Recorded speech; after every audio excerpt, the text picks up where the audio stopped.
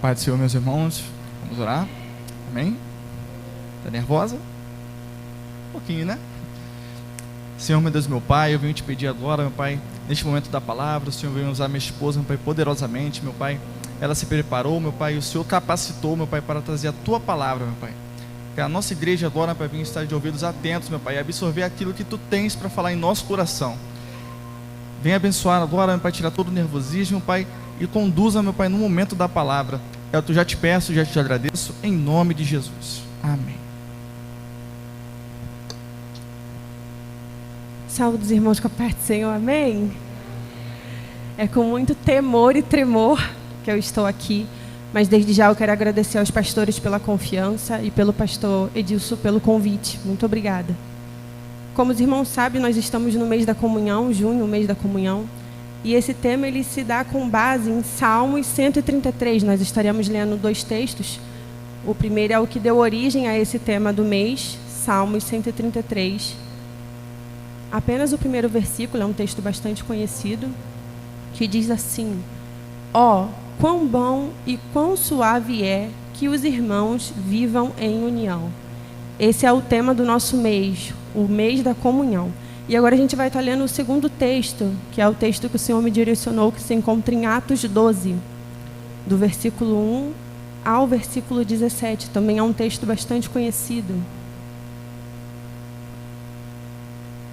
Atos 12, do versículo 1 ao versículo 17.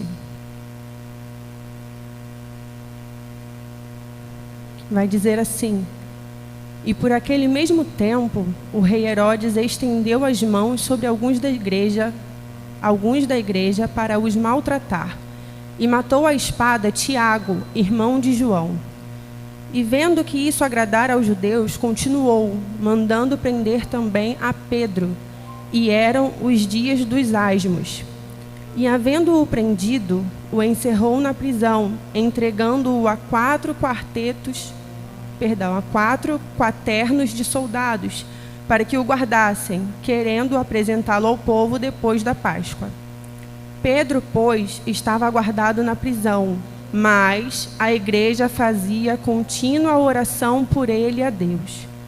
E quando Herodes estava para o fazer nesta mesma noite comparecer, estava Pedro dormindo entre 2 soldados, ligado com 2 cadeias, e os guardas diante da porta guardavam a prisão. E eis que sobreveio o anjo do Senhor, e resplandeceu uma luz na prisão, e tocando a Pedro na ilharga, o despertou, ou lado, dizendo: levanta-te depressa. E caíram-lhe das mãos as cadeias. E disse-lhe o anjo: cinge-te e ata as tuas alparcas. E ele o fez assim. Disse-lhe mais: lança às costas a tua capa e segue-me. E saindo, o seguia. E não sabia que era real o que estava sendo feito pelo anjo, mas cuidava que via alguma visão. E quando passaram a primeira e segunda guarda, chegaram à porta de ferro que dá para a cidade, a qual se lhes abriu por si mesma. E tendo saído, percorreram uma rua, e logo o anjo se apartou dele. E Pedro, tornando a si, disse: agora sei verdadeiramente que o Senhor enviou o seu anjo, e me livrou da mão de Herodes, e de tudo o que o povo dos judeus esperava. E considerando ele nisto, foi à casa de Maria, mãe de João, que tinha por sobrenome Marcos, onde muitos estavam reunidos e oravam. E batendo Pedro à porta do pátio, uma menina chamada Rode saiu a escutar. E conhecendo a voz de Pedro, de gozo não abriu a porta, mas correndo para dentro, anunciou que Pedro estava à porta. E disseram-lhe: estás fora de ti. Mas ela afirmava que assim era, e diziam: é o seu anjo. Mas Pedro perseverava em bater, e quando abriram, viram-no e se espantaram. E acenando-lhes ele com a mão para que se calassem, contou-lhes como o Senhor o tirara da prisão e disse: anunciai isto a Tiago e aos irmãos. E saindo, partiu para outro lugar. Podem-vos assentar em nome de Jesus. Eu sei que é um texto um pouquinho extenso, mas eu preferi, assim, ler o texto completo para a igreja, para que a gente pudesse entender melhor do que se trata essa palavra. E eu confesso para os irmãos que eu estou bastante nervosa, porque eu sei o peso da responsabilidade que é estar aqui. Então, a gente entende a seriedade, mas eu entendo também que a gente não pode dizer não para as coisas de Deus. E eu aceitei com muito temor e tremor, e o Senhor ele me direcionou essa palavra enquanto eu estava no meu trabalho. Simplesmente veio à minha mente.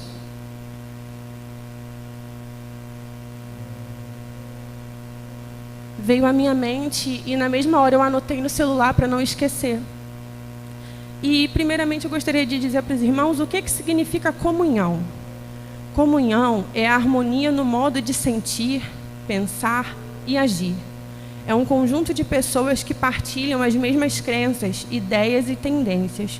Ou seja, é estar em união. E esse mês nada mais é do que falar sobre isso, sobre estar em união, sobre estar em unidade, sobre estar no mesmo pensamento. Mas o texto ele se inicia com uma notícia não muito boa. Ele se inicia falando sobre a morte de Tiago. E eu imagino a aflição daquele povo, até mesmo para os próprios apóstolos, de saber que um deles havia sido morto. E nós bem sabemos que Tiago era um dos 3 discípulos que eram os mais próximos de Jesus: Pedro, Tiago e João. E Tiago foi morto à espada por pregar o evangelho. Então a gente entende que muitas das vezes pregar o evangelho não é só de coisas boas. Nós muitas das vezes vamos padecer, muitas das vezes vamos cortar na nossa própria carne. E nesse caso aqui até mesmo morrer pela palavra de Deus.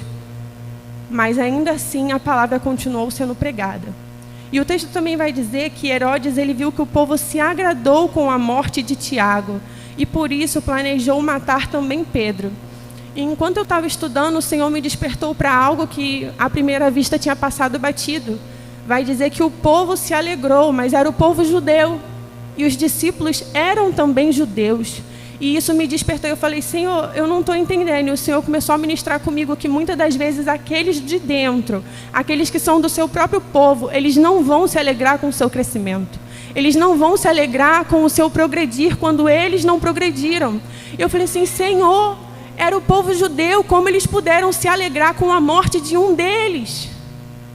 E o Senhor falou: nem todos vão se alegrar quando você crescer, quando você caminhar, quando você estiver fazendo aquilo que o Senhor preparou.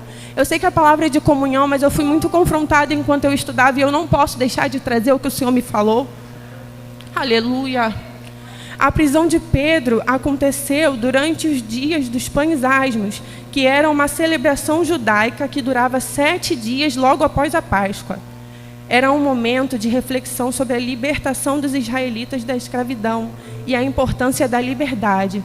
E aqui eu destaco outro ponto: ele foi preso durante a celebração de um momento durante a festa que celebrava a liberdade. E é uma contradição. Como eles poderiam estar celebrando algo que era a liberdade e Pedro está sendo preso durante essa festa? E muitas das vezes as coisas acontecem na nossa vida quando a gente menos espera.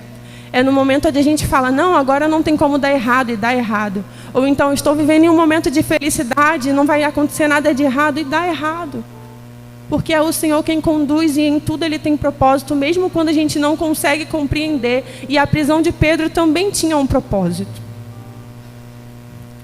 4 quaternos de soldados, eu fiquei curiosa, porque nas linguagens mais atuais vem dizendo a quantidade, mas a minha é um pouquinho mais antiga e eu prefiro assim. E vai dizer que é um grupo de 16 soldados, divididos em 4 grupos de 4 soldados. Ou seja, 2 amarrados a Pedro, algemados a Pedro, um de cada lado, e os outros 2 à porta vigiando. Humanamente falando, era impossível Pedro ser liberto. Era impossível Pedro sair daquele lugar. Mas o Senhor ele tem propósito e Ele tem estratégia em tudo que Ele faz. Enquanto Pedro estava na prisão, havia uma igreja orando incessantemente por ele a Deus. E aqui é que vai entrar a palavra comunhão. Quando a igreja está reunida, quando a igreja se une em um propósito e clama pela vida de alguém, o Senhor responde. E eu me lembro muito bem que recentemente eu passei por uma situação dessa, não comigo em especial, mas com alguém próximo. E eu não sei se todos viram, mas eu coloquei na igreja pedindo oração por uma criança de 3 anos, que tinha sido internada com bronquiolite. Eu não sei se todos viram, mas era filho de um conhecido meu e o pai estava desesperado. Não é evangélico, mas comentou comigo. Eu falei, me passa o nome dele, me fala o que é que eu vou colocar no grupo da igreja. E eu coloquei lá, Pedro, 3 anos, internado com bronquiolite. E a igreja começou a orar. E a igreja orando e eu falava com o pai, a gente está orando, Deus vai mover. A gente está orando, Deus vai mover. Isso foi numa terça-feira. Na quinta ele falou que o filho dele, na quarta ele falou que o filho dele foi transferido para o Rio, que lá o atendimento era um pouco melhor. E foi constatado também, eu não cheguei a botar isso no grupo da igreja, mas foi constatado que ele estava com pneumonia. Mas eu sabia que a igreja estava orando, independente de eu ter alertado lá sobre a pneumonia ou não. E eu falei com ele, fica calmo, o Senhor está no controle, tudo tem um propósito. E todo dia eu falando com ele. E ele agradecendo pelas orações. Ele falou, Raíssa, muito obrigada pelas orações. E ele falou que para o filho dele receber alta, precisava passar por toda a supervisão e a igreja estava aqui orando. E quando foi na sexta-feira, ele é um motorista, né, que eu vou trabalhar, ele estava com um semblante diferente. Eu falei assim, e aí, como é que está o Pedro? O Pedro recebeu alta ontem à noite e está em casa. Na mesma semana que aquela criança foi detectada com bronquiolite, com pneumonia, enquanto a igreja estava orando, o Senhor entrou naquele hospital e curou aquela criança. E eu fiquei tão feliz, eu falei com ele assim, glória a Deus, eu vou colocar no grupo da igreja que ele está em casa, que ele recebeu alta, e assim eu fiz. E eu pude ver a gratidão nos olhos dele. Não é uma pessoa evangélica, mas é uma pessoa que entende o valor de uma oração. E aqui nós podemos entender que quando a igreja está reunida em um propósito, o Senhor trabalha, o Senhor age. Não tem cadeia que fica de pé quando a igreja está orando por um propósito. Aleluia! E foi isso que aconteceu na vida de Pedro. Enquanto Pedro estava na cadeia, a igreja estava orando incessantemente pela vida de Pedro. Aleluia! Glória a Deus!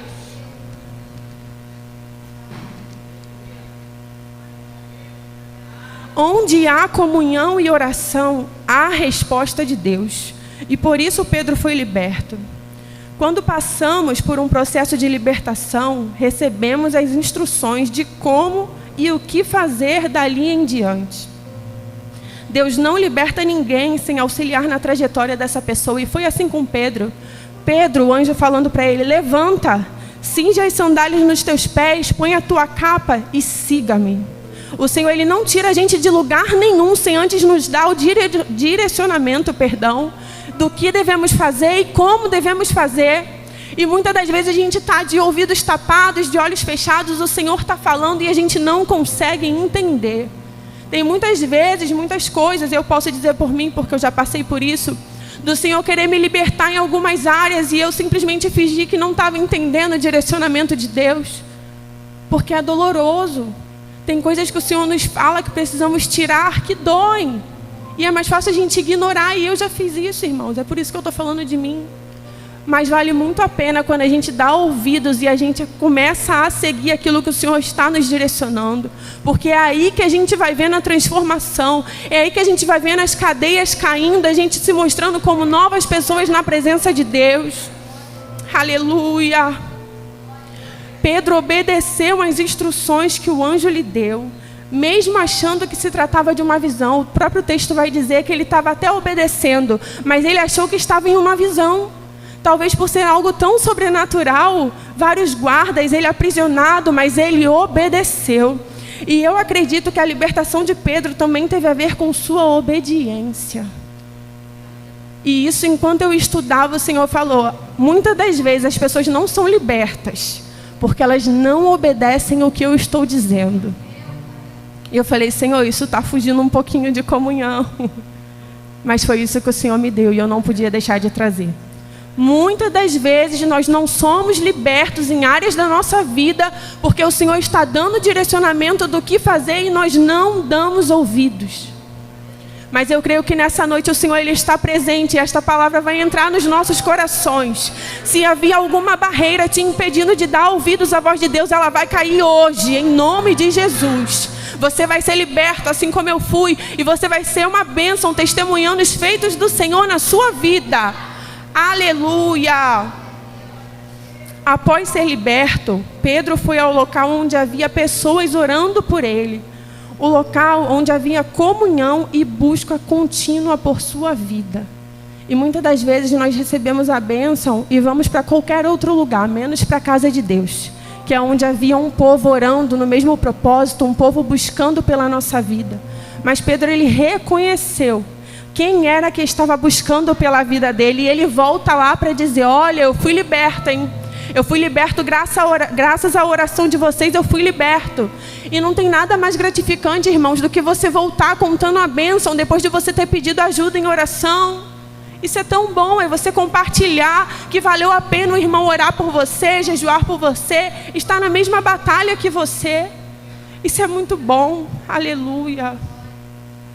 Quando Rode anuncia que Pedro estava à porta, as pessoas desacreditaram, pensando até que ela estivesse maluca.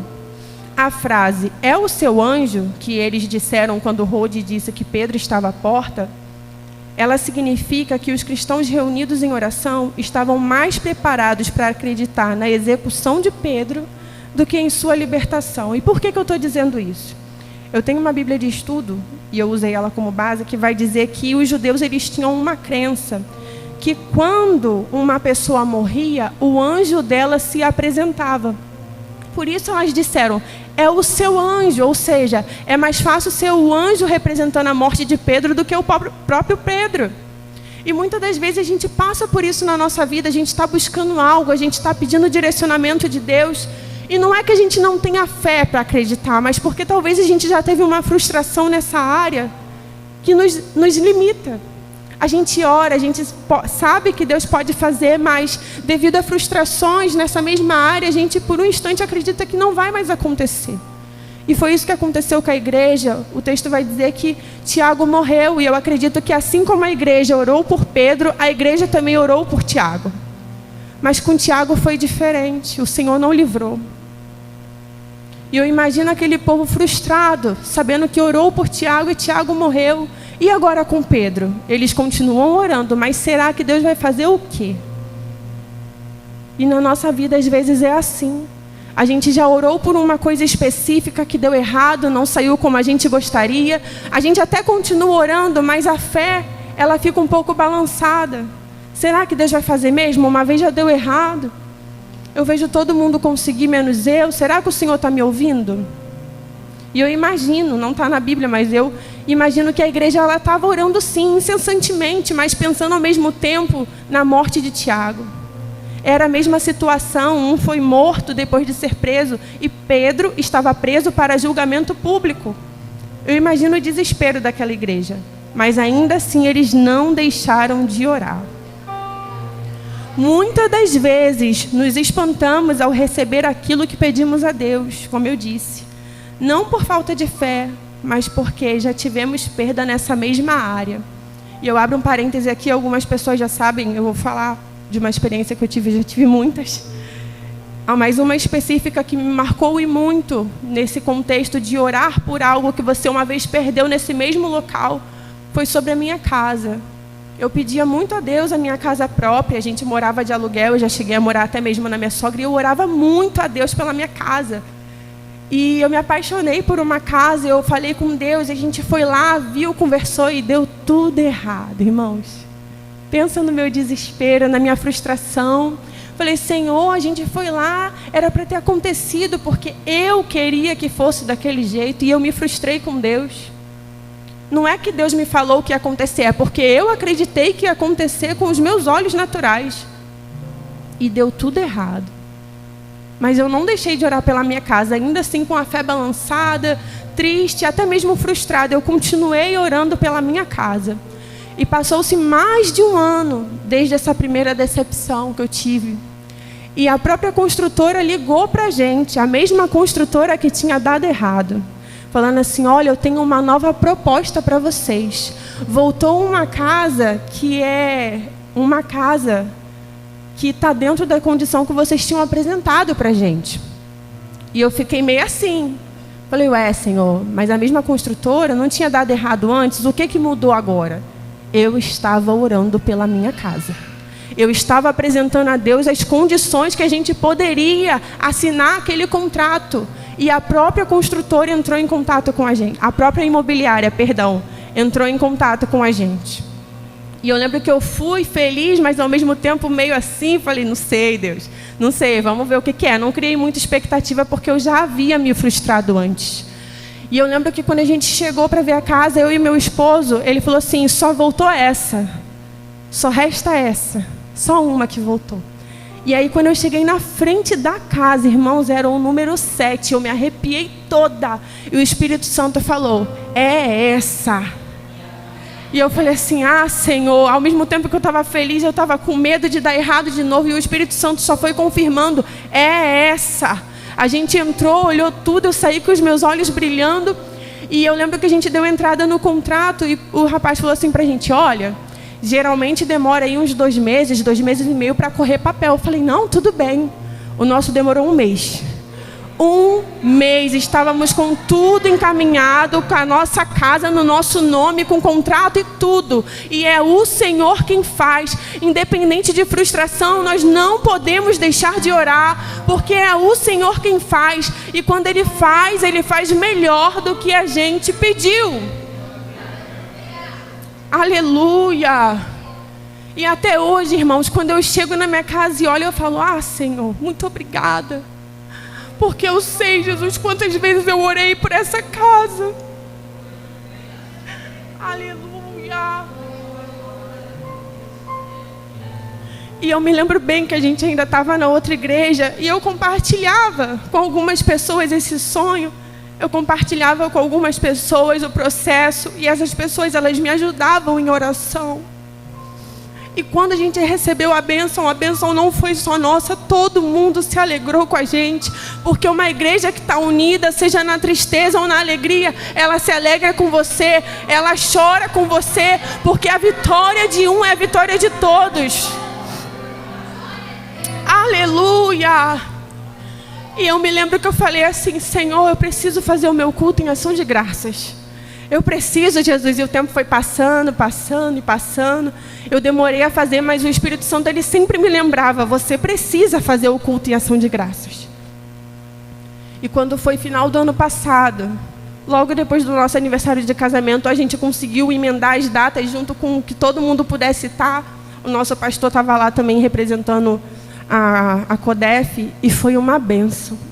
E foi muito bom poder mostrar para as pessoas aquilo que o Senhor tinha feito, para aquelas mesmas pessoas que oraram com a gente, que choraram quando deu errado a primeira vez, e elas estavam ali se alegrando, chorando de alegria pela bênção que o Senhor nos concedeu.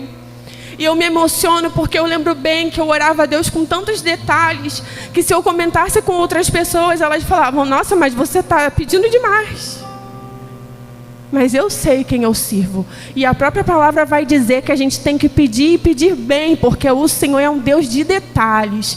E eu pedi a Deus tudo, pedi ao espaço, quantos cômodos, onde eu queria, como eu queria os vizinhos, e o Senhor me deu. Nem sempre o Senhor vai dar aquilo que a gente quer, mas quando está alinhado com aquilo que Ele tem para a gente, Ele dá, irmãos. Ele dá. O que a gente precisa fazer é pedir direcionamento de Deus. E eu digo que o Senhor, Ele faz além, porque quando a gente foi a primeira vez, a gente precisava de uma entrada de 20 mil reais, irmãos. Eu não tinha, e eu me frustrei, não tinha como fazer de outra forma. E na minha antiga igreja, a gente entrou no mês de janeiro, com um propósito de oração. E eu usei essa situação e apresentei para Deus, falando, Senhor, não tenho entrada, mas o Senhor é o dono do ouro e da prata. E eu falava assim com Deus em todas as minhas orações. Senhor, eu não tenho, mas o Senhor pode. Eu sou tua filha, Jesus, não há impossível para ti. E eu orava assim. Durante uma semana eu pegava aquele meu papelzinho cheio de detalhes. Quando dava o horário do propósito, eu corria no banheiro e apresentava a Deus o meu papel. E passou, irmãos, isso foi em janeiro. Quando foi em março, a imobiliária, entrou em contato com a gente falando da nova proposta. E sabe qual era? 0 entrada. 0 entrada, porque o meu Deus faz. Aleluia! Glória a Deus! E eu digo isso, irmãos, não é para me engrandecer, não, é porque o Senhor faz. Se tem algo que você está apresentando a Deus e as pessoas estão dizendo, para com isso, é bobeira, é muito detalhe. Irmãos, persista, porque o Senhor faz. Não há impossível para Deus. E às vezes o que é besteira para mim é importante para você. E o Senhor, Ele conhece o nosso coração. E Ele fez. E eu me alegro, eu entro na minha casa e falo, Senhor, foram tantas orações e o Senhor nos permitiu estar aqui. Muito obrigada, Deus. E tantas outras bênçãos, meu trabalho, tantas coisas, mas eu queria destacar a casa porque é algo que mexe muito comigo, onde eu vi de perto o cuidado de Deus, onde eu vi de perto o Senhor falando, continue em oração porque eu ainda vou realizar. Aleluia! E assim como a igreja orava por Pedro incansavelmente, chegou a vitória. Pedro foi liberto e foi ao lugar onde ele sabia que tinham pessoas orando por ele. E eu imagino, irmão, sinceramente, quando a igreja percebeu que Pedro estava lá, o espanto, eu acho que é compreensível. Tiago foi morto. Eles não tinham certeza se Pedro sairia ou não, mas eles estavam orando sem parar. E chegou a vitória. Pedro chegou, e uma coisa que me chama a atenção, e eu destaquei aqui, é que Pedro, após abrirem a porta e reconhecerem que realmente era ele em pessoa, ele contou como o Senhor lhe tirou da prisão e pediu que anunciassem aos demais. Então não adianta a gente receber a vitória e não compartilhar com aqueles que nos ajudaram em oração. Então muitas das vezes a gente está ali, igreja me ajuda, irmãos me ajuda, estou passando por isso, estou passando por aquilo, mas quando recebe a bênção a gente não volta para agradecer. A gente não volta para compartilhar as alegrias, mas no momento de tristeza a gente compartilha. E eu digo isso porque eu tenho um pouco de dificuldade. O tema comunhão mexeu muito comigo. Quem me conhece de perto sabe que eu sou uma pessoa mais fechada. Eu até falo com todo mundo, mas assim, eu não sou muito de ficar de conversa. É o meu jeito. E quando o pastor Edilson me chamou para o tema de comunhão, eu fui muito confrontada. Enquanto eu estudava, eu fui muito confrontada, porque às vezes eu estou passando as coisas e eu prefiro passar sozinha, porque eu não quero falar, eu não quero abrir para os irmãos. E o Senhor falou, é necessário você compartilhar, você pedir ajuda em oração, você falar do que você está precisando. E eu fiquei meio assim, eu falei, Senhor, então me ajuda, porque não é o meu jeito. Mas se o Senhor me permitiu falar no mês da comunhão, é porque Ele tem algo para tratar comigo em primeiro lugar. E eu sei o que é. Então não adianta, como eu falei lá no início, a gente ouvir a voz de Deus e fingir que não está ouvindo. É mais fácil a gente ouvir, mesmo que seja difícil, obedecer e pedir a Deus para nos direcionar. E é isso que eu estou fazendo aqui hoje, sendo confrontada, mas ao mesmo tempo agradecendo a Deus pela oportunidade, pela confiança dos meus pastores. Eu fico muito nervosa porque eles sentam bem aqui na primeira fileira, assim. Mas eu louvo a Deus pela confiança dos meus pastores na minha vida. Eu sei, como eu falei, a responsabilidade do altar e eu jamais subiria aqui de qualquer forma. Eu preferia não aceitar, se fosse assim. Mas eu louvo a Deus por isso. Foi até aqui que o Senhor me deu. Eu não vou me alongar, senão eu vou estar falando de mim mesma. Eu espero que os irmãos fiquem com essa palavra e possam meditar mais. E assim eu agradeço a oportunidade em nome de Jesus.